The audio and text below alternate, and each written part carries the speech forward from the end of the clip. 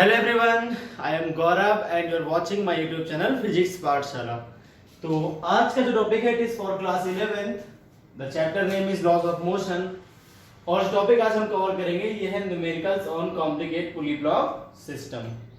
अच्छा, दो तीन वीडियो लेक्चर मैंने ऑलरेडी कवर किए हैं कंस्ट्रेंट रिलेशन पे और उससे पहले एफ बीटी डायग्राम भी मैंने आपको समझा दिया है। तो आज मैं कंस्ट्रेंट रिलेशन और एफ बीटी डायग्राम के कंबाइन क्वेश्चन आपको सिखाता हूं, दोनों का यूज हम कंबाइनली कैसे करते हैं। ठीक है, चलिए देखते हैं न्यूमेरिकल नंबर फर्स्ट। चलिए तो स्टार्ट करते हैं भाई। अब न्यूमेरिकल नंबर फर्स्ट में क्या है, तो फिगर मैंने बना दिया है इसमें ऑलरेडी। आपके पास एक बड़ा सा वेज है, ट्रायंगुलर वेज दिख रहा होगा आपको नीचे वाली बॉडी, जिसका मास 20 kg है और उसके ऊपर एक ब्लॉक है जिसका मास 5 kg है। ये एक रोप से कनेक्टेड है जो इस तरह से वापस आकर इसी वेज से जुड़ रही है, यानी इन दोनों का मोशन कैसा है, कंस्ट्रेंट है, एक दूसरे से जुड़ा हुआ है। अब आपको पता क्या करना है, find acceleration of wedge and block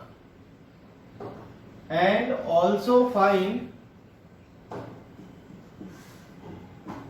tension on rope।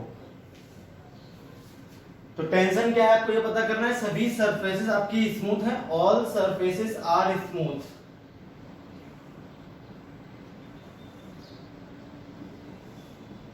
और जो स्ट्रिक्स और पुलीज है ये भी आपकी क्या है, लाइट है। All pulleys and string are light. ठीक है, हल्की है इसका मतलब। ठीक है, फिर मास कैसे बोल सकते हो आप, मास काउंट नहीं करना, इनके मास को इग्नोर कर देना है आपको। तो भाई ये हो गया आपका क्वेश्चन। चलिए करते हैं कैसे सॉल्व करना है, मैं आपको बता देता हूं। अब इसका सॉल्यूशन देख लेते हैं। एक तो हमें एक्सीलरेशन पता करना है वेज का और ब्लॉक का पता करना, और इसके अलावा हमें टेंशन भी पता करनी है कि कितनी काम कर रही है रोप में। चलिए तो स्टार्ट करते हैं विद सॉल्यूशन।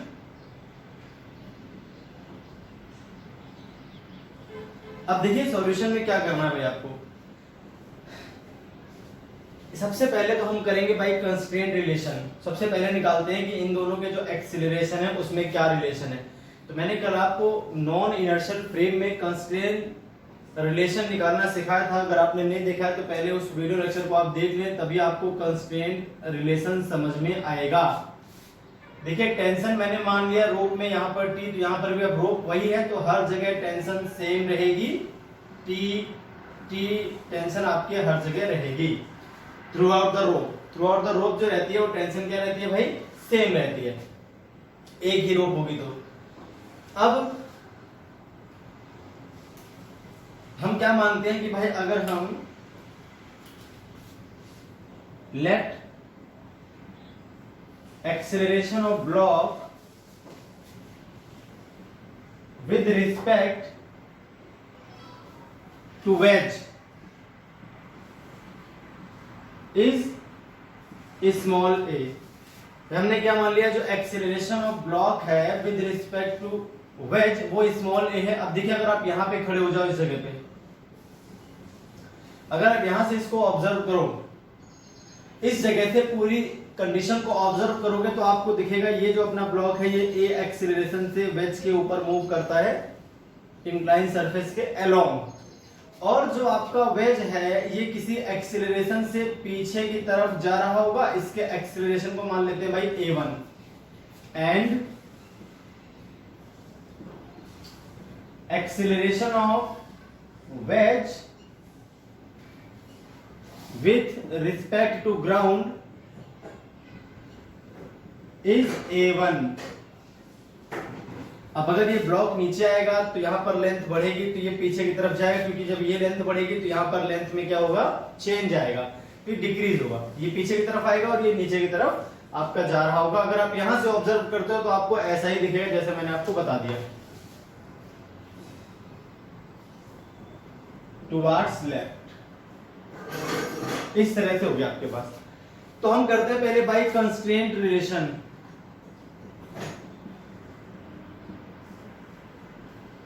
फिर हम बनाएंगे इसका FBD डायग्राम भी, ठीक है। कई क्वेश्चंस बनाने पड़ेंगे हमें।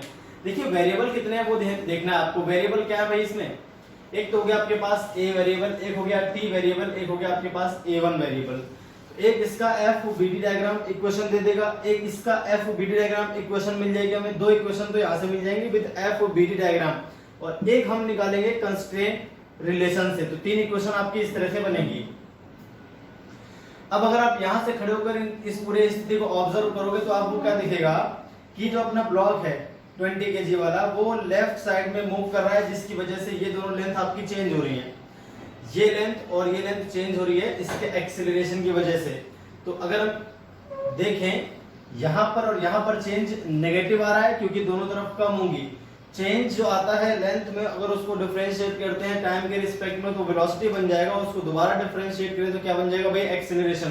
तो चेंज को हम सीधे एक्सेलरेशन मान के लिख सकते हैं। यहाँ पर आ जाएगा आपके पास -A1, यहाँ पर भी आपके पास आ जाएगा -A1। क्लियर हो गई बात भाई, -A1 और -A1 चेंज आ गया।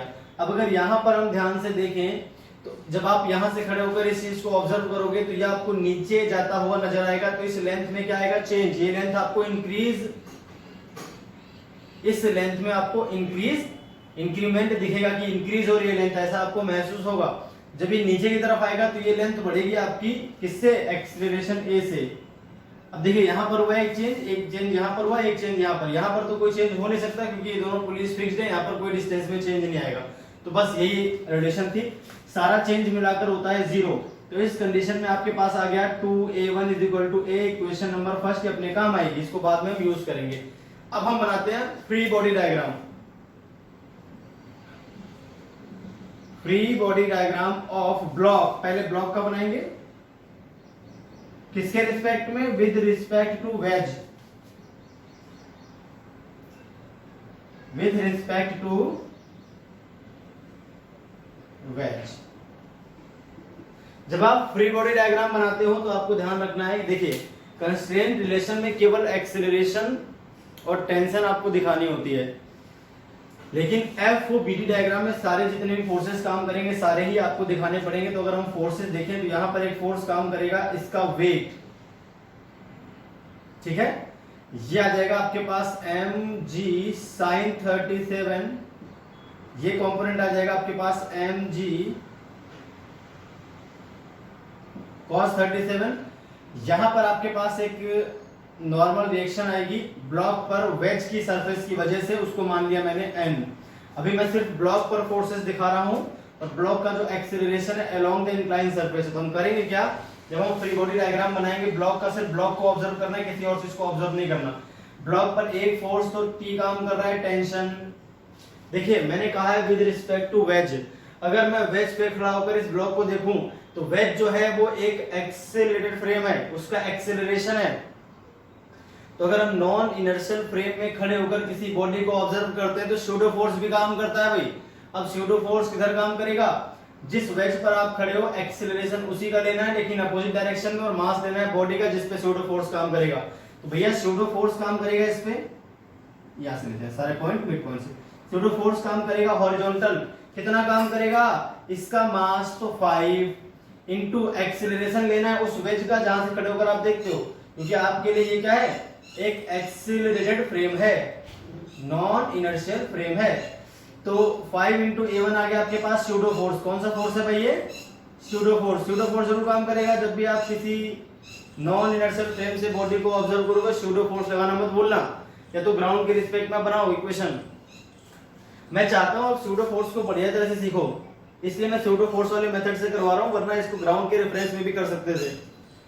तो 5 इंटू A1 हो गया आपके पास एक फोर्स हो गया आपके पास वेट mg। तो mg कितना आएगा भैया, 5 इंटू 10, ये हो गया आपके पास mg। ये स्यूडो फोर्स, ये वेट और ये टेंशन। इसके अलावा इस सरफेस के परपेंडिकुलर डायरेक्शन में एक आपके पास नॉर्मल डायरेक्शन भी काम करेगी जो n है, जो 90 बनाती है इससे, टेंशन से, इस तरह से। अब मैं करता हूं इसके कंपोनेंट करूंगा तो भैया किसके किसके कंपोनेंट करने हैं, सभी के कंपोनेंट करने हैं along the incline surface and perpendicular to the incline surface, क्योंकि हमें अलोंग इंक्लाइन सरफेस का एक्सेलरेशन पता है a है, जो हम यहां पर खड़े होकर देख रहे हैं।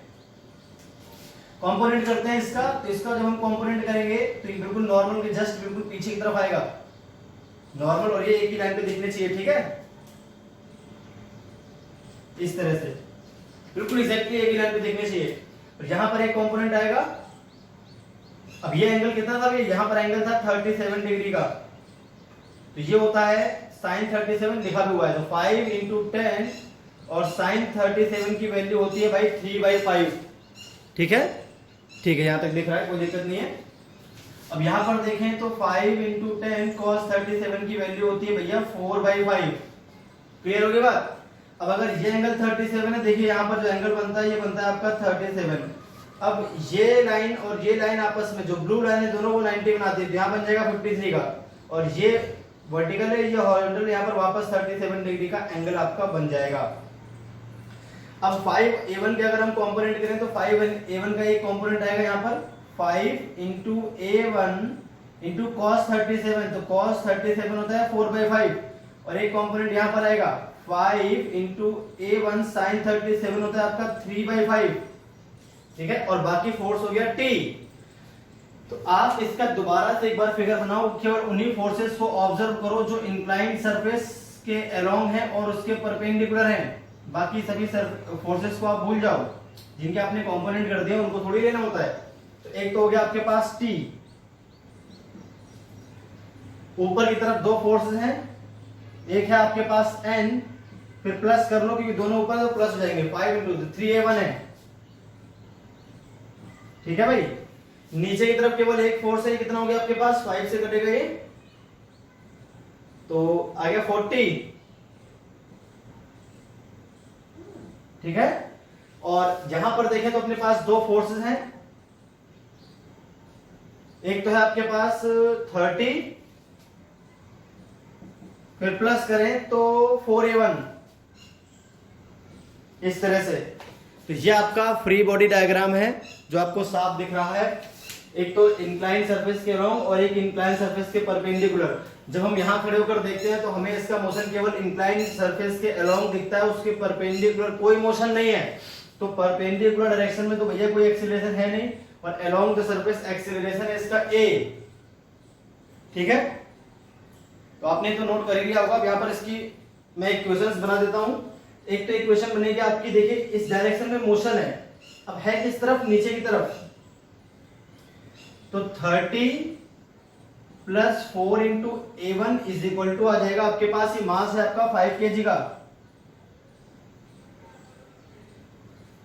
तो 5 into a, net force is equal to m करना होता है, जिस डायरेक्शन में एक्सीलरेशन है उधर का फोर्स प्लस लेना है, उसके अपोजिट वाले को माइनस लिखना है। अच्छा माइनस टी लिखना भूल गया मैं, 30 प्लस 4a1 माइनस टी भी लिखना है भाई, तो minus T is equal to क्या आ जाएगा, ये फोर्स माइनस ये force is equal to m a, F net is equal to m a करना होता है, तो 5 इंटू ए।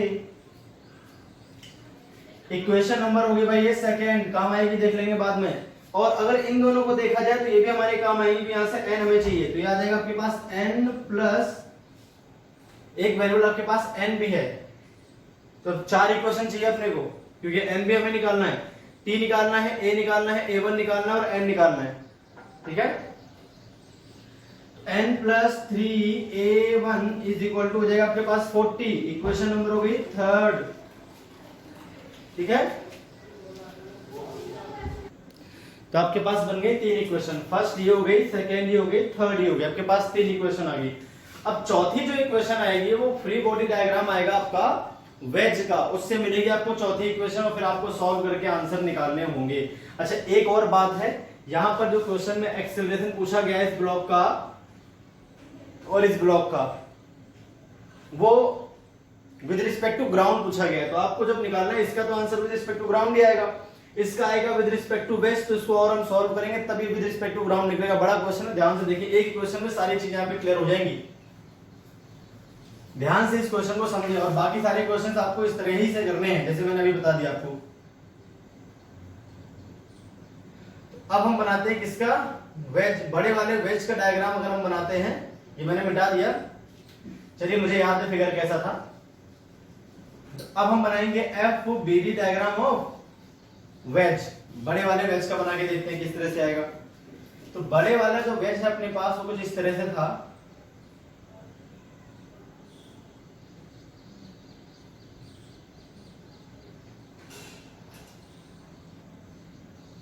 ठीक है, यहां पर इस पे एक पुली थी, ये आ रहा था। देखिए हम विद रिस्पेक्ट टू ग्राउंड देख रहे हैं इसको। कहां से देख रहे हैं भाई? With respect to. सारे फोर्सेस हमें देखने पड़ेंगे। एक तो ये टी काम कर रहा है इस पे, फिर एक इधर टी काम कर रहा था, और एक यहां पर एक कनेक्ट था तो यहां पर टी काम कर रहा था इस पे, ऐसे है ना। 3 तो टी काम कर रहे थे भाई इस पे। और अगर हम ध्यान से देखें तो ब्लॉक पर जो नॉर्मल डायरेक्शन है वो ऊपर की तरफ है, तो इस पे एक नॉर्मल डायरेक्शन आएगी नीचे की तरफ, क्योंकि दो चीजें आपस में एक दूसरे पर जो फोर्स लगाती हैं वो बिल्कुल इक्वल होते हैं। वेज अगर इस ब्लॉक पर लगाती है ऊपर की तरफ नॉर्मल डायरेक्शन, तो ब्लॉक वेज पर लगाता है नीचे की तरफ नॉर्मल डायरेक्शन, तो ये आ जाएगा। इसके अलावा इसका वेट काम कर रहा होगा, वेट हो जाएगा 20 मल्टीप्लाई जी, ठीक है। और इसकी वजह से एक नॉर्मल डायरेक्शन आएगी ऊपर की तरफ, यहां से जमीन डालेगी, पर जो ग्राउंड है नीचे वाला वो डाल देगा, उसको मान लेते हैं n1।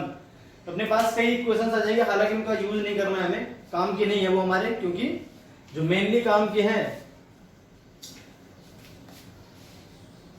वो मैं आपको बताता हूं अभी। अब हमें करना क्या है, अलोंग वर्टिकल और अलोंग हॉरिजॉन्टल डायरेक्शन हम कंपोनेंट करेंगे फोर्सेस के, क्योंकि जो इसका एक्सीलरेशन है वो है हॉरिजॉन्टल डायरेक्शन में, मतलब इस तरह से। ये एक्सीलरेशन हो गया इसका a1, एक फोर्स, दो फोर्स, तीन फोर्स, 4 5 6 तो फोर्सेस हैं इस पर, और एक्सीलरेशन केवल इसका है हॉरिजॉन्टल डायरेक्शन में, मतलब वर्टिकल डायरेक्शन में कोई भी फोर्स काम नहीं करेगा।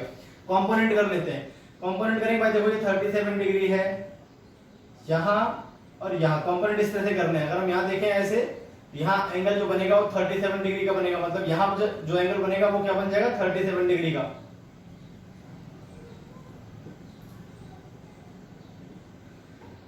तो अगर ब्लू वाला एन है नॉर्मल रिएक्शन, तो यहाँ पर जो कंपोनेंट आएगा इसका वर्टिकल डायरेक्शन में और हॉरिजॉन्टल डायरेक्शन में, वो आ जाएगा आपका n cos 37, और यह आ जाएगा आपके पास n sin 37। अब आपको देखिए कैसे मालूम चलेगा हम सर किस डायरेक्शन के अलोंग करें इसके कंपोनेंट्स। तो ये चल रहा है देखिए किस डायरेक्शन में, हॉरिजॉन्टल डायरेक्शन में। तो आपको ध्यान रखना है कि भाई अगर मैंने ऐसे कंपोनेंट किया तो ऐसे करना होगा साथ में। ये हो गया आपका हॉरिजॉन्टल और ये हो गया आपका वर्टिकल। और अगर हम इंक्लाइन सरफेस के अलोंग दिखा रखा है हमने अपना एक्सीलरेशन, तो एक तो कंपोनेंट हम ऐसे करेंगे और एक ऐसे करेंगे, ठीक है। वो तो आपको देख के चलेगा पता है कि एक्सीलरेशन किस डायरेक्शन में दिया है, तो हम किस डायरेक्शन में कंपोनेंट हमें करने चाहिए, इससे हमारा आंसर इक्वेशंस बन जाए और आंसर निकल आए। तो अब देखिए अपने पास और कोई फोर्स है कंपोनेंट करने के लिए, हाँ एक ये वाला टी और जिसके हम कंपोनेंट करेंगे अभी। एक तो ये आ गया और एक ये आ गया। अब अगर ये 37 डिग्री का है तो आपका ये 37 डिग्री का बनेगा। यहां पर आएगा आपके पास t cos 37 और ये वाला हो जाएगा t sin 37। अब अगर वेज को हम छोटी सी ऐसे मान लें, बॉडी है ये वेज है, ठीक है, ये आपका वेज है, तो देखिए कितने फोर्सेस काम कर रहे हैं इस पे, इस डायरेक्शन में ऐसे, और कितने फोर्स हैं यहाँ पर ऐसे। छोटा सा बना लो इस वेज को ट्रायंगुलर शेप में। अब देखते हैं, एक तो अपने पास ये टी है इधर, एक ये वाला टी है इधर, है ना, एक एक टी cos 37 है इस डायरेक्शन में। ये आपके पास एक इधर की तरफ है n sin 37, तो इसको भी बना दो। n sin 37 का मतलब हो गया 3/5n। तो 1 2 3 और ये 4, ये आपके जो फोर्सेस थे ये थे 1 2 3 4 किस डायरेक्शन में, हॉरिजॉन्टल डायरेक्शन में। वर्टिकल डायरेक्शन की बात कर लेते हैं। एक तो ये ऊपर की तरफ, एक ये आपका नीचे की तरफ। 20 × 10 लिख लो इसको जी को। और जो n का ये कंपोनेंट है n cos 37, तो n cos 37 आ जाएगा 4/5n, ये लीजिए। और कोई फोर्स मुझे नहीं दिख रहा। और ये चल किस डायरेक्शन में रहा है, ये चल रहा है इस डायरेक्शन में। इसका एक्सीलरेशन हमने मान रखा है a1। चलिए अब इसकी इक्वेशन बना लेते हैं।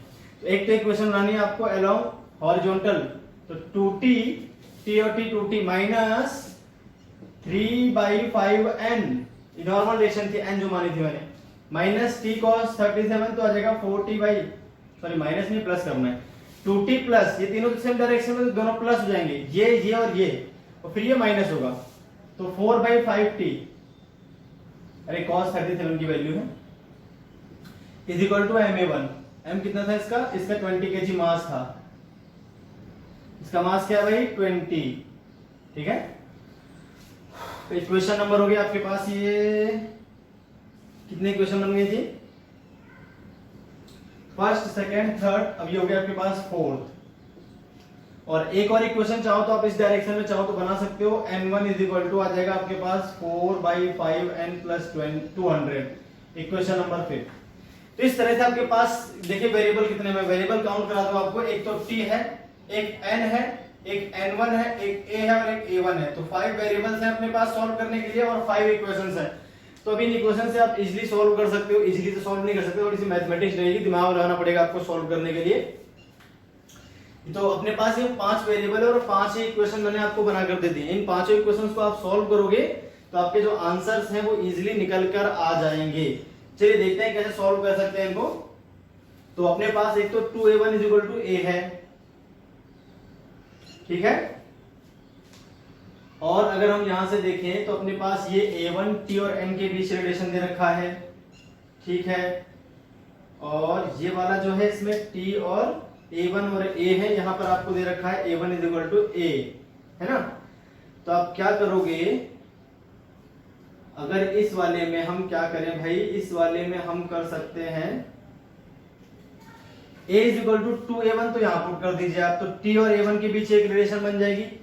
और उसके बाद यहां पर जो n की वैल्यू है, तो n आप कहां से निकाल सकते हो भाई, n यहां से देखो, अगर n को हम देखें तो n आपका हो जाएगा t और a1 के टर्म्स में, तो यहां पर t और a1 दो इक्वेशन बने, दोनों को हम सॉल्व कर सकते हैं, इजीली हमारा आंसर आ जाएगा। चलिए देखते हैं। तो putting value of a, putting value of a in second from first, अगर फर्स्ट से सेकंड में वैल्यू पुट कर दें तो हम क्या पाएंगे भैया, 30 plus 4a1 minus t equal to आ जाएगा 5a, तो 10a1 आ जाएगा, ठीक है। ये इक्वेशन आ गया आपके पास एक, इसे इक्वेशन नंबर 6 मान लो। वही इक्वेशन बहुत बनती है, इक्वेशन आपको सॉल्व करने आना चाहिए, अगर इक्वेशन आप सॉल्व नहीं कर पाते हो तो ये आपकी प्रॉब्लम है, क्योंकि ये मैथमेटिक्स है, ये फिजिक्स नहीं है, मैं आपको बता दूं बार बार। अब इस फिगर की जरूरत नहीं, इसको मैं देता हूं इरेज कर। मैथमेटिक्स इतनी आपको आनी चाहिए कि आप इक्वेशन सॉल्व कर सको, वरना ऐसे क्वेश्चंस आपसे हो नहीं पाएंगे, सीधी सी बात है। तो अब आपके पास आ गई ये इक्वेशन 6, और ये बन गई t और a1 दो वेरिएबल के बीच। थोड़ा सा और सॉल्व कर ले इसको, तो हम इस तरह से पाएंगे कि आपकी हो जाएगी t इज इक्वल टू, इधर ले आओ 36, अभी मत बनाओ इसको, एक मिनट रुक जाओ, t इधर ले गए, इसको इधर ले आओ, तो -6a1, ये आ गया आपके पास 30 - 6a1 is equal to t, इसको इक्वेशन नंबर 6 मान लेते हैं, ठीक है, ये इक्वेशन नंबर 6। अब क्या करेंगे, मैंने कहा था यहां पर, अब इसको भी मैं किस में चाहूंगा बनाना, इसको मैं t और a1 में कन्वर्ट करना चाहूंगा, तो यहां से मैं n की वैल्यू निकालूंगा। तो putting value of n from 4 in third, चलिए देखते हैं यहां से n की वैल्यू क्या आती। अगर यहां से हम n की वैल्यू देखें तो ये आपका आ जाएगा 5 एलसीएम अगर तीनों का ले लें तो 10t और -4t 60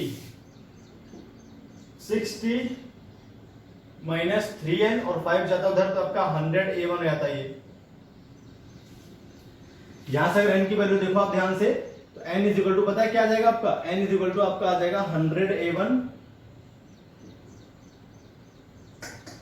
6t - 100a1 6t - 100a1 divided by आ जाएगा आपके पास 3, इस तरह से। ये n की वैल्यू, इस इक्वेशन को सॉल्व करो आप, 5 एलसीएम लो 10t हो जाएगा, 10t - 4t 60 हो जाएगा, प्लस 3n 5 इधर मल्टीप्लाई करोगे 100a1 शिफ्टिंग करोगे जैसे मैंने लिखा हुआ है, n की वैल्यू वो है आपके सामने जो मैंने लिखी हुई है वहां से, ठीक है।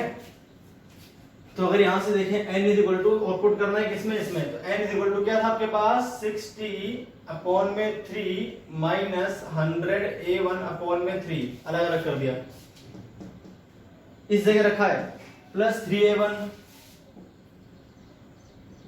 इज इक्वल टू आ जाएगा आपके पास 40, ये आ जाएगा आपके पास 2t इज इक्वल टू, उधर ट्रांसफर कर देते हैं सभी को, क्योंकि यहाँ पर मैंने एक तरफ t रखा हुआ है, ठीक है, बिल्कुल सही है। तो ऐसा करो आप इसको इधर ट्रांसफर कर दो, 40 minus 3a1 plus 100a1 by 3, ठीक है भाई। अब अगर हम देखें यहां से, इसको मैं इरेज कर देता हूं, जरूरत नहीं है इसकी, कैलकुलेशन थोड़ी ज्यादा होती है इन क्वेश्चन में, इतना तो आपको करना ही पड़ेगा, इसमें हम कुछ नहीं कर सकते। 6a1 plus 100a1 divided by आ जाएगा 3, ये आ जाएगा आपके पास 2t,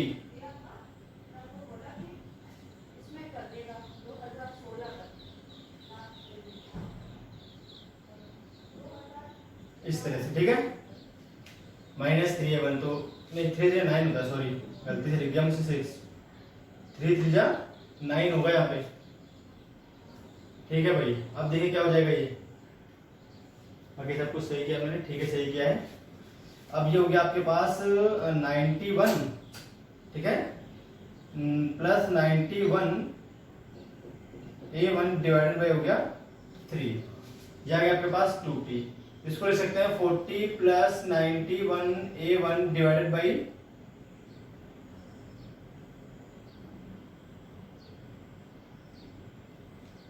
3 is equal to 2t।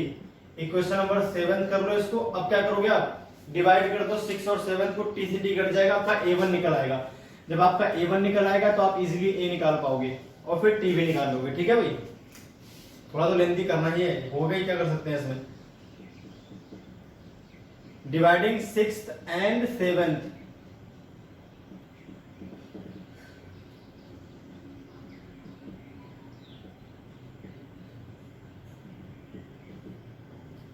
अब इसको इधर डिवाइड कर लो आप, 30 माइनस 6a1,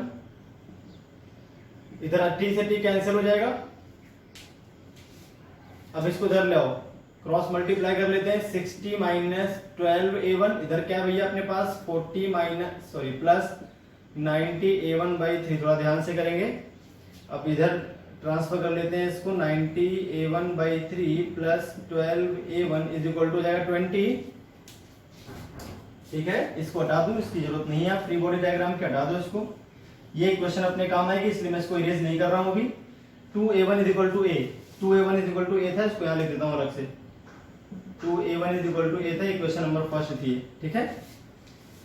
जगह थोड़ी कम है अपने पास, तो इक्वेशन तो आपको बनानी होंगी। अब इसके बाद देखते हैं 36, ये हो गया 7, 6 1 7 हो गया, और 3 और 9 12 हो गया। a1 इज इक्वल टू आ जाएगा आपके पास 60, a1 आ गया 60 बाई 127, a1 क्या आ गया भाई आपके पास 60 बाई 127, a1 की वैल्यू आ गई ना, तो a1 आ गया आपके पास। तो यहां से आप फ्रॉम फर्स्ट क्या निकाल सकते हो, a निकाल सकते हो। From first a is equal to क्या है 2a1, तो 2 इंटू 60 बाई 127, तो आ जाएगा आपके पास 120 अपॉन में 127, ठीक है भाई। a1 आ गया, a आ गया। देखिए मैंने वैल्यू रैंडमली ली है, इसलिए थोड़ी कैलकुलेशन टफ हो रही है। अगर वैल्यू आपको सही सही दी जाएंगी तो इतनी ज्यादा कैलकुलेशन आपकी टफ नहीं होगी, या आसानी से आंसर निकल आते, कुछ 5 3 ऐसे करके आता आंसर आपका, ठीक है। मैंने ऐसी रैंडमली वैल्यू चूज कर ली है, इसमें कोई करके नहीं देखे क्वेश्चन, क्योंकि तरीका सिखाना था आपको, मुझे कैलकुलेशन नहीं सिखानी। ये जो इक्वेशन सॉल्व हो रही है तो कैलकुलेशन है भाई, इसमें तो आपको पहले से आना चाहिए था ये सारी बातें। तो अब अगर आप यहां से देखो तो ये क्या थी, 30 minus 6a1 is equal to t। यहां पर आपके पास एक इक्वेशन थी, जो भी थी पता नहीं क्या थी, अच्छा 6 इक्वेशन थी, ठीक है। तो 6th इक्वेशन थी आपकी 30 minus 6a1 is equal to t। अब क्या करोगे आप, a1 की वैल्यू यहां पुट कर दो, आपका t निकल आएगा। पुटिंग इन 6, तो 6 में क्या करोगे आप, 30 माइनस 6a1, तो 360 डिवाइडेड बाय आ जाएगा 127 इज इक्वल टू क्या आ जाएगा भैया t। तो ये आपका सॉल्व करने पर आपका आंसर आ जाएगा। तो ये हो गया 3 7 जा 21, 3 2 जा 6 और 2 हो गया 8, 3 1 जा 3 माइनस 360 डिवाइडेड बाय हो गया 127। ये आ गया आपके पास न्यूटन में, है ना। टेंशन जो आएगी वो आएगी न्यूटन में, बाकी एक्सीलरेशन आएगा मीटर पर सेकंड स्क्वायर में।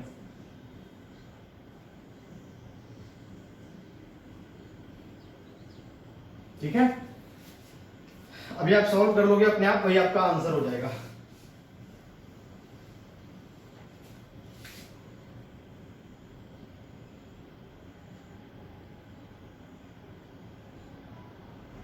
Three four five zero point 127 is equal to tension आ गई।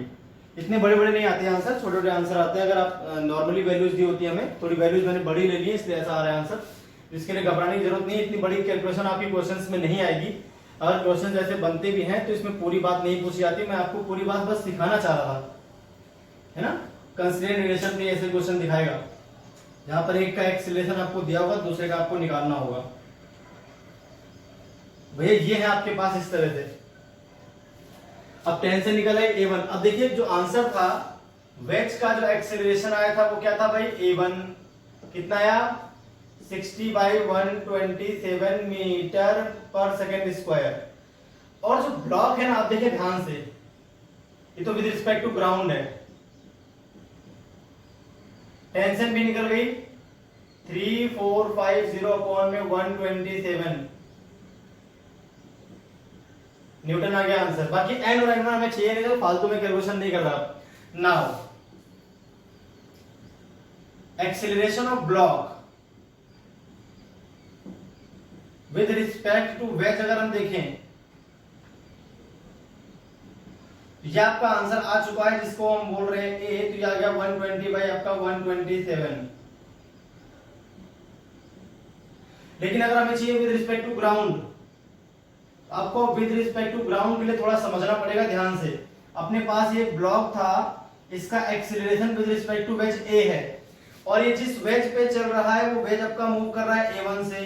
तो अगर आप ग्राउंड पे खड़े होकर इसको देखते हो, इसको ऑब्जर्व करते हो इस ब्लॉक को, तो ये ब्लॉक इसके साथ तो चल ही रहा है भाई, वेज के साथ तो हमेशा है ना। तो वेज अगर इधर मूव कर रहा है मतलब इधर तो मूव कर ही रहा है साथ साथ। ये ट्रेन होगा, ये पैसेंजर, तो ट्रेन में बैठा पैसेंजर ट्रेन के साथ तो मूव करता ही है, और वो ट्रेन के अंदर अलग से मूव कर रहा है। तो इसको इस ब्लॉक के दो मोशन दिखाई देते हैं, एक तो इस तरफ मूव करेगा एक्सीलरेशन A1 से, और एक आपका मूव करेगा नीचे की ओर। तो ब्लॉक के पास आपको दिखेंगे दो acceleration with respect to ground, जबकि विद रिस्पेक्ट टू वेज केवल एक दिखता है जो मैंने निकाल दिया।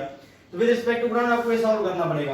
अब ये आपका है 37 डिग्री, ये हो जाएगा आपके पास 180 माइनस 37। अब अगर हम देखते हैं acceleration with respect to ground कितना आएगा, देखिए कैलकुलेशन इस क्वेश्चन में थोड़ी ज्यादा बड़ी हो गई, इतनी बड़ी कैलकुलेशन नहीं आएगी। मैं बार बार कह रहा हूं, मैंने रैंडमली क्वेश्चन चूज किया था इसलिए ज्यादा बड़ी कैलकुलेशन आपकी आ गई है। ये आपका A है, ये आपका A1 है, यहां पर जो एंगल बन रहा है 180 माइनस 37 है।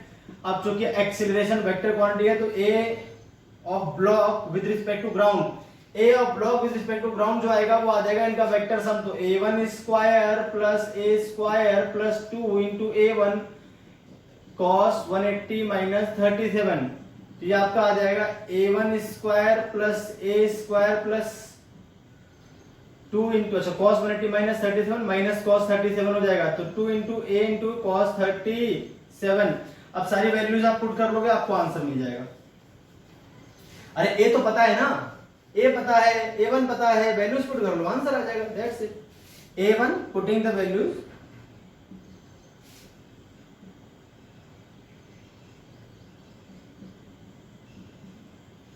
you will get your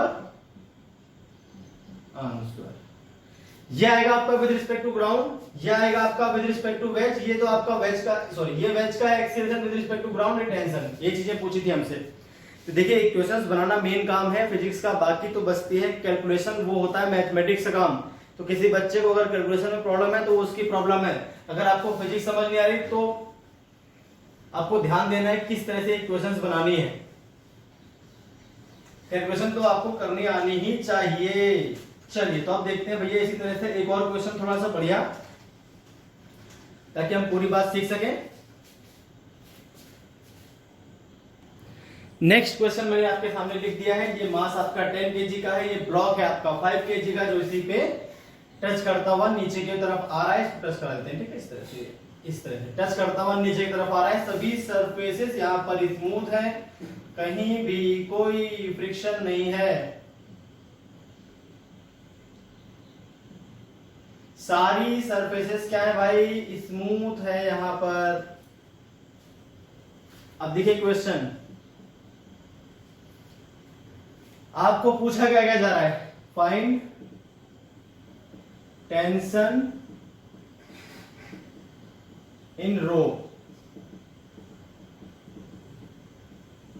acceleration of capital M of 20 kg, acceleration of, अच्छा विद रिस्पेक्ट टू ग्राउंड है ये, acceleration of 5 kg block with respect to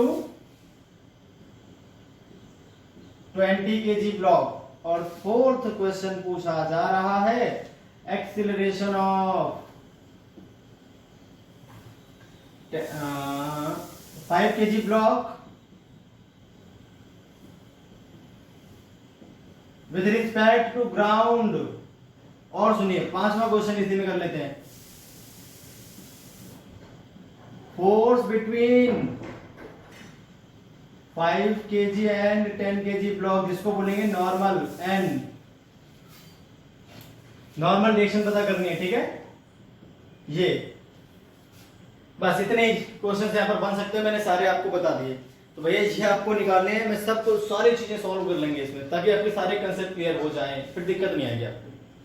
सारी बातें आपको ध्यान रखनी है, हमें 4-5 चीजें निकालनी है, टेंशन निकालनी है, एक्सीलरेशन 20 केजी का, एक्सीलरेशन 5 केजी का with respect to ground with respect to 20 KG, और force between 5 KG and 10 KG. चलिए मैं इसको इरेज कर रहा हूं सारी बातें, आप पॉज करके इसको लिख लेंगे, फिर उसके बाद क्वेश्चंस आप सॉल्व करेंगे। चलिए देखते हैं तो फिर।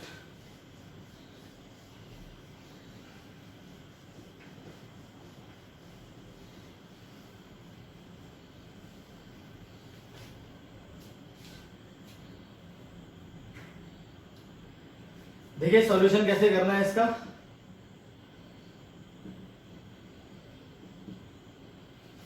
सबसे पहले तो आप करोगे कंस्ट्रेंट रिलेशन। तो पहले आप मानोगे लेट एक्सीलरेशन ऑफ, अपने पास कितने वेरिएबल है मैं आपको बता दूं पहले, चलिए पहले मानते हैं फिर बताता हूं। Let acceleration of 5 kg block is small a with respect to 20 kg block। जब आप 20 kg ब्लॉक पर यहां खड़े होकर पूरी कंडीशन को ऑब्जर्व करोगे, तब आपको ये दिखता है कि जो आपके पास 5 kg है वो नीचे की तरफ जा रहा है a एक्सेलरेशन से, और ये खुद मूव करता है इस डायरेक्शन में, बड़ा वाला, इसका हमने मान लिया एक्सीलरेशन बड़े वाले का a1 है ना, राइट डायरेक्शन, नीचे आएगा तो राइट पे चलेगा, and acceleration of 20 kg block with respect to ground is a1, जैसा आपको फिगर में दिख रहा है। अब हम करेंगे बाय कंस्ट्रेंट रिलेशन।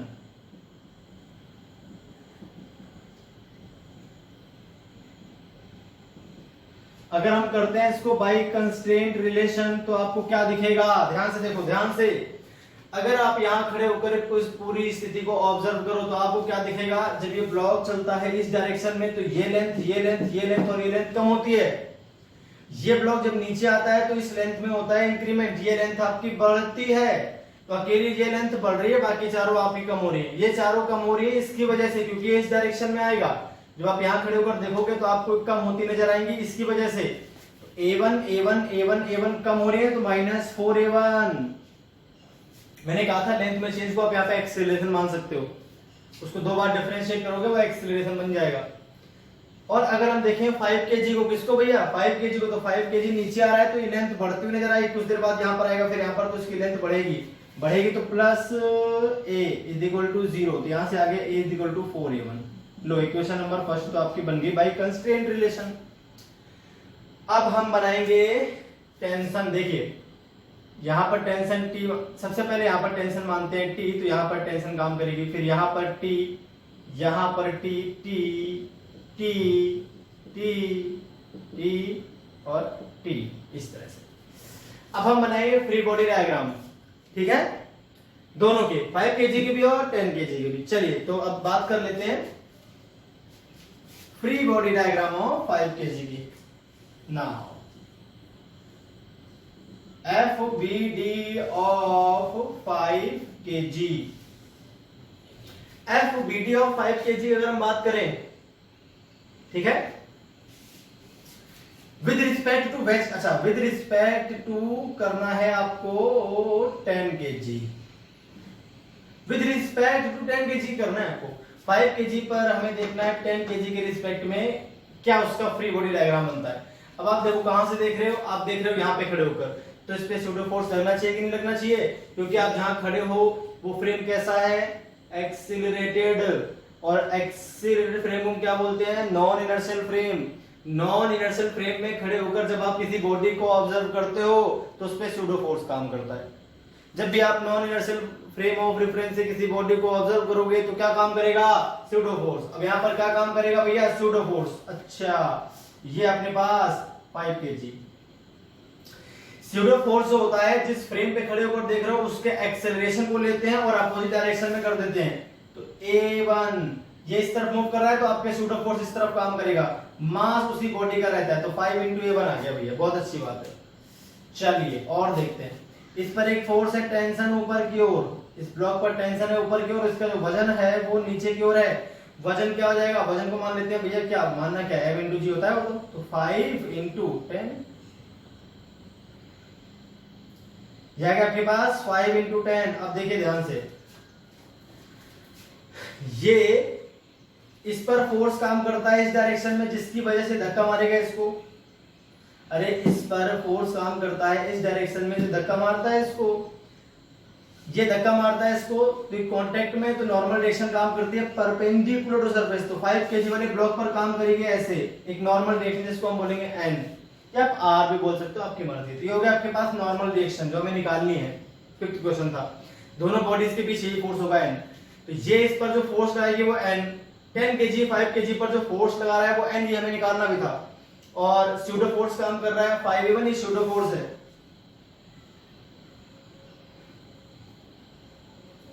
एक टेंशन काम कर रही है भैया, एक वेट काम कर रहा है, इसके अलावा और देख लें आप, कोई कहीं फोर्स नहीं है इस 5 kg पर। अब ये मूव कर रहा है भैया, किस तरफ मूव कर रहा है भैया, ये नीचे की तरफ, एक्सीलरेशन ए से। तो अब इस डायरेक्शन में कोई मोशन है क्या, हाँ इस डायरेक्शन में नहीं, तो इस डायरेक्शन में क्या इक्वेशन, इस डायरेक्शन में इक्वेशन आ जाएगी आपके पास n = पहले हम बात कर लेते हैं हॉरिजॉन्टल की, तो n = आना चाहिए 5A1, इक्वेशन नंबर होगी सेकंड। अब हम बात कर लेते हैं इस डायरेक्शन में, तो नीचे की तरफ मूव कर रहा है, मतलब नीचे वाला फोर्स ज्यादा है, तो 50 - t = क्या आ जाएगा, = आ जाएगा आपके पास 5 × A, इक्वेशन नंबर होगी थर्ड। अब हम बात कर लेते हैं by free body diagram of, अच्छा ये जो थ्योरी लिखी है इसको फालतू लिखी, हटा देते हैं, इसको आपने नोट कर ही ली होगी, ठीक है।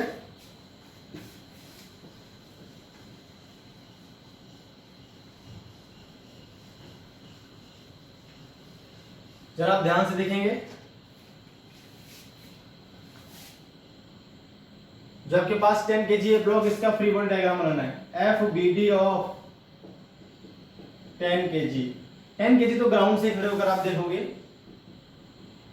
ठीक है, इसको ग्राउंड से खड़े होकर देखो, तो अगर इसको ग्राउंड से खड़े होकर देखें तो हमें क्या क्या दिखेगा कि इस पे जो ये फोर्स काम कर रहे हैं वो कितने काम कर रहे हैं, देखो ध्यान से आप, एक तो फोर्स काम कर रहा है आपका T, देखो 1T 2T 3T 4T, ठीक है। इस पे जो फोर्सेस काम कर रहे हैं आपके इस पूरे ब्लॉक पर, इसको हमें ग्राउंड पे देखना है, ग्राउंड पे खड़े होकर देखना पड़ेगा, क्योंकि हमने जो इसका एक्सेलरेशन माना है वो ग्राउंड के रिस्पेक्ट में माना है, तो ग्राउंड पे खड़े होकर देखो 10 kg को लिख देता हूं यहां पर, विद रिस्पेक्ट टू ग्राउंड, ये लो ग्राउंड के रिस्पेक्ट में देखते हैं। टी कितने टी हैं, ध्यान से देखो आप, 1 2 3 4 4 टी तो आपके इस तरफ काम कर रहे हैं, और एक टी आपका नीचे भी तो कर रहा है, देखिए ये वाला, ये भी तो इसी पे रहेगा भाई, जो पुली अटैच है वो इससे, तो पुली पर जो फोर्स काम कर रहा है वो इस पे काम कर रहा है। तो एक आपका जो पुली है यहाँ पर ऐसे काम कर रहा है टी, इसका जो वजन है वो काम कर रहा है आपका 10 मल्टीप्लाई 10, इसका वेट हो गया। यहां से एक नॉर्मल रिएक्शन जमीन लगाएगी इसके ऊपर, इसको मैंने मान लिया N1, और कोई फोर्स है क्या? नहीं, और कोई फोर्स अपने पास है नहीं। हाँ है ना, ये जो 5 kg इसको लगाता है, तो 5 kg इस पर लगाता है, वो कितना आ जाएगा? N आ जाएगा। भाई 10 kg ने 5 kg पर N लगाया था फोर्स, तो 5 kg 10 kg पर N लगाएगा पर अपोजिट डायरेक्शन में। और जो इसका एक्सीलरेशन है आपका, जो एक्सीलरेशन काम कर रहा है वो A1 है अलोंग हॉरिजॉन्टल। तो आप देखो, अगर हम इधर की बात करें तो 4t minus N is equal to क्या आ जाएगा भैया? 10 into A1। 4t minus N net force हो गया 10 इंटू A1, इसका 10 मास है। इक्वेशन नंबर आ गई 4। अब वर्टिकल डायरेक्शन में देखें, 1 2 3 फोर्स काम कर रहे हैं, ठीक है। चाहो तो निकालो, वैसे N1 की हमसे पूछा नहीं तो हम चौथी इक्वेशन चाहे तो बनाए, नहीं चाहे तो नहीं बनाए, कोई खास जरूरत है नहीं, ठीक है। आपको बनाने की जरूरत नहीं है, वहां से N1 निकलेगा। तो पांचवी क्वेश्चन में नहीं बना रहा हूं, जरूरत नहीं पड़ती उसकी, क्योंकि हमसे पूछा ही नहीं गया था N1। अगर पूछा होता तो आप यहां से बना सकते थे। इक्वेशन क्या बनती भैया आपकी? बनती N1 is equal to 100 plus T, क्योंकि इस डायरेक्शन में कोई मोशन नहीं था। पांचवी इक्वेशन बन गई। कितने वेरिएबल हैं? देखो, एक तो वेरिएबल टी है, एक वेरिएबल A1 है, एक वेरिएबल N है, एक वेरिएबल N1 है, इसके अलावा और कोई वेरिएबल नहीं है। तो 5 इक्वेशन 5 वेरिएबल मैंने बना तो दी। 5 वेरिएबल 5 इक्वेशन आपके सामने, भैया सॉल्व करना आपको आना चाहिए, नहीं तो काम नहीं बनेगा। चलो देखते हैं सॉल्व करके। A is equal to 4A1 है, यहां पर अपने पास N is equal to 5A1 है ना, और कहां पर है अपने पास 4t माइनस N। N की वैल्यू हम यहां पर पुट कर देते हैं इस जगह पर, ठीक है। अगर N की वैल्यू में यहां पर पुट कर दूं तो T और A1 के बीच एक रिलेशन है, यहां पर T और A के बीच है। यहां से इसकी वैल्यू पुट करूंगा तो T और A1 के बीच एक रिलेशन यहां से बन जाएगा, यहां पर उठा के पुट करूंगा तो T। ठीक है, ऐसा करते हैं। पुटिंग A फ्रॉम फर्स्ट, किसमें? इन थर्ड में। चलिए थर्ड में पुट कर लीजिए, तो 50 minus T is equal to आ जाएगा 5A का मतलब हो गया 20A1। अरे A is equal to 4A1 है ना, तो यहां पे पुट करो 5 इंटू 4 20A1। इक्वेशन नंबर मान लेते हैं इसको 6th। और सुनो, putting N from second in fourth, from second से अगर हम फोर्थ में पुट कर दें, इस फ्री बॉडी डायग्राम को मिटा दो, जरूरत है नहीं इसकी, इतना बड़े डायग्राम हमें आप कोई, क्योंकि जगह घेर रहा है सिर्फ, हटा दो इसको। इक्वेशन सारी बनी रहने दे रहा हूं ताकि हमें जो भी काम पड़ेगा तो हम देख कर भी लेंगे यहां से ना। अब देखिए भाई ध्यान से, अब हम इधर आ रहे हैं इस जगह पे, ठीक है। इधर एक ही बन गई। अब क्या कहा था मैंने? N की वैल्यू कहां से पुट करनी है? यहां से 5A1 कहां पर पुट करनी है? इसमें। तो 4t माइनस N तो हो गया आपके पास 5A1 इज इक्वल टू सीधे आ गया 10A1, है ना। ठीक है, इधर ले चलते हैं। 15A1 इज इक्वल टू आ गया 4t, ठीक है। और अगर इससे देखें तो यहां से आपके पास थोड़ा सा और सॉल्व कर देता हूं मैं इसको, या ध्यान रखना, ठीक है। इसको थोड़ा सा और सॉल्व कर लिया जाए, t को इधर ट्रांसफर करता हूं, 20A1 को इधर, तो t जाके इधर प्लस t हो जाएगा और ये माइनस 20A1 हो जाएगा। क्लियर होगी बात? थोड़ा चेंज कर दिया मैंने, t को इधर ट्रांसफर कर दिया, 20A1 को इधर। अब इसे डिवाइड कर दूं, इसको ऐसे लो, 50A1 is equal to 4t। Equation number हो गई 7, डिवाइड कर लेते हैं, तो यहां पर आ जाएगा 4t, इधर आ जाएगा t।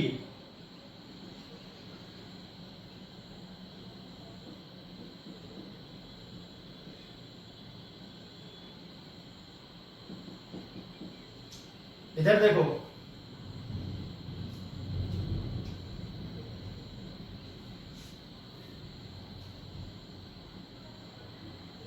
इस तरह टी से टी कैंसिल हो गया, इधर मल्टीप्लाई कर लो भैया, मल्टीप्लाई करेंगे तो 200 माइनस 40 इंटू 20, 4 इंटू 20, 80A1, इधर आ गया 15A1। भाई बहुत बढ़िया बात है सर, इसको इरेज कर देता हूँ, जरूरत है नहीं इसकी, अब इक्वेशन जरूरत पड़ेगी तो उसको हम देख लेंगे बाद में। अब देखो यहां से 95A1 इज इक्वल टू आ जाएगा 200, तो यहाँ से A1 इज इक्वल टू क्या आ जाएगा भैया आपके पास, A1 इज इक्वल टू आ जाएगा 200 अपॉन में 95, 5 थोड़ा डिवाइड कर सकते हो आप चाहो तो 5 4 जा 20 40 और 5 1 जा 5 5 9 जा 40/19 आ गया आपके पास A1, यह आंसर हो गया आपका, ये लो आंसर आ गया A1, एक आंसर आ गया 10 kg ब्लॉक का acceleration with respect to ground आपने निकाल दिया, भाई बहुत अच्छी बात है। अब देखो A is equal to 4A1 है, तो फ्रॉम फर्स्ट देखा जाए, बस एक इक्वेशन सॉल्व करनी जो, तो बाकी सब आपके आंसर निकलते हैं फटाफट। तो 4 इंटू 40 अपॉन में 19, 160 अपॉन में 19 मीटर पर सेकेंड स्क्वायर, ये क्या है ए क्या था, acceleration of 5 kg with respect to 10 kg, दो आंसर आ गए। अब तो इक्वेशन बहुत सारी यहां से पुट कर लेंगे, टी की वैल्यू निकल आएगी, जरूरत नहीं है इसके बाद दोस्तों।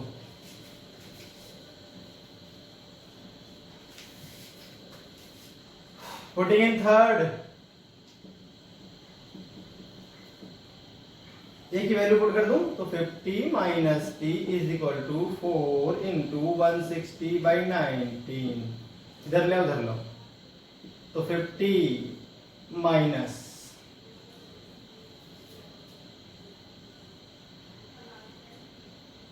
4 6 जा 24, 4 1 जा 4 6 अपॉन में 19 इज इक्वल टू आ जाएगा आपके पास टी, 19 5 जा 95, 950 माइनस 640 अपॉन में 19 इज इक्वल टू टी, तो ये आपके पास क्या आ जाएगा भाई 013 अपॉन में 19 इज इक्वल टू टी, ये लो आ गया टी, आंसर आ गया। एक आंसर आपके पास ये रहा, एक आंसर आपके पास ये रहा, एक टी निकाल दिया है, एन निकाले तो एन क्या था भैया, एन था दोनों के बीच का फोर्स, किसके बीच का, 5 के जो 10 kg ब्लॉक के बीच जो फोर्स काम कर रहा था, फ्रॉम सेकेंड देखो तो n इज इक्वल टू आ जाएगा 5 इंटू A1, क्या है A1 आपके पास ये 40 अपॉन में 19, 200/19, ये लो n भी आ गया। और सुनो साहब, और क्या निकालना अपने को, हाँ बस इतने निकालने की चीजें, एक निकालना था अपने को with respect to ground 5 kg का। तो अब आंसर लिख रहा हूं मैं, first answer acceleration of 10 kg with respect to ground अगर हम देखें तो वो आपको A1 दे रखा है कितना क्वेश्चन में, 40/19 मीटर पर सेकेंड स्क्वायर। मैं देखिए कैलकुलेशन में कोई मिस्टेक हो तो आप देख लेना, मैंने सारी इक्वेशन सही से बनाई थी, ठीक है। अब हम नंबर सेकंड की बात करें, अगर tension in rope, tension in rope T is equal to, हाँ T इज इक्वल टू ये रहा 310 अपॉन में 19 न्यूटन। और सुनो third, force between 5 kg and 10 kg, ये आपका रखा है n, n की वैल्यू क्या है, n की वैल्यू है ये 200/19 न्यूटन, ठीक है भाई। और सुनो एक्सेलरेशन, अब हमें दो बच गए, एक तो 5 kg का विद रिस्पेक्ट टू 10 kg और एक 5 kg का विद रिस्पेक्ट टू ग्राउंड। अब चौथा जो आंसर था अपना, अब हम बात करेंगे acceleration of 5 kg with respect to 10 kg। ये आपका ए है, ए आपका रखा है 160/19 मीटर पर सेकेंड स्क्वायर। पांचवा जो आंसर इसे भैया सॉल्व करना पड़ेगा, acceleration of 5 kg with respect to ground. आओ इसको भी देख लेते हैं, चलो ये देखते हैं।